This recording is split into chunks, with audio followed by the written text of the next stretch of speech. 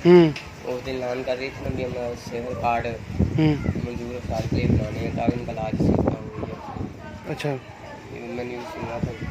अच्छा, तुम्हारी क्या क्या प्रॉब्लम है मजीद? सर चलने में नहीं बात है, टांग। एक बहन है वो मजबूर है, अच्छा, चलने में प्रॉब्लम। हुकूमत से क्या कहते हो, मुतालबा क्या हुकूमत से? जॉब का ये भी गवर्नमेंट जॉब मिल जाए ताकि अपना इलाज और बेहतर मुस्तकिल जो है वो भी कर। मैट्रिक किया हुआ आपने? हाँ टांग आपकी ठीक नहीं है? जी, टांग ठीक है आपकी? हाँ जी, टांग को क्या हुआ आपकी? टांग कमजोर है।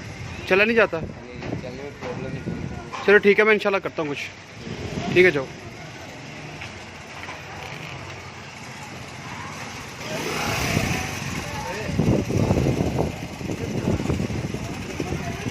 सारे जा रहे हैं।